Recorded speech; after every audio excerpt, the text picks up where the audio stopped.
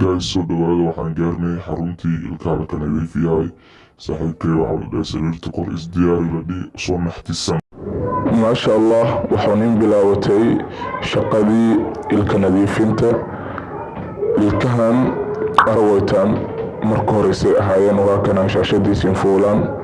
haddana sidii la ka dhigooyo iyo sidii la ka dhigi doono isim yani indhooyo macallinsin qaabkan waa nadiifiye ilka dhaqista barnaamijkan waxaa iska halaasaanaa xarunta weyn ee new national waxay ka taale tarabiyaano qof kasta oo maanta muqdisho roogo yani meeshaasaytii gaaro kore gacmo furan ayaa lasiinka soo dhawaaye midda xigta waa waaye balantii aan ka qaadnay walaalkaana marna saaxiibkaana maxamed xasan cali oo ka magac dheer mowsa khaana aan oofini maanta wejii koowaad waaye waxaa la nadiifi doonee qaar ka mid ah ilkaha wana aragi doontaan qaybta la nadiifiyey marka insha allah markasta waxaan diyaaranaynaa dhallinyaradaynu ka sugan degmada afgooye inaan garab istaagno si walba aanan garab istaagno marka insha allah muuqaalkan haddii siin soo gaaro waxaan siin ku codsadaane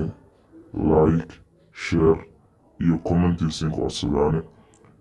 rajayi doone intaan idinka badan inaanan suubino bulshadeena ka sugan gobolka shabeellaha hoose gaar ahaan degmada afgooye waxa bulshadeena aanan qabadi doono mana noo noqodi doonto insha allah wax oo maanta insheeg aday bil-aadanka agtiis oo sharaf iyo wax kaleedsadaw waxay noo noqodi doontee insha allahu tacaala liwajhi illaahi alkariim maasha allah aad iyo aad anaan ku dhowye maanta waa fadhigii koowaad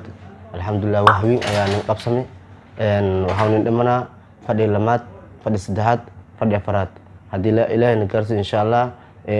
marka kale fadhi lamaad nin bilaawdee insha allah haddana alxamdulilah ka guuleysana fadhigii koowaad maasha allah. Thank you for watching my video.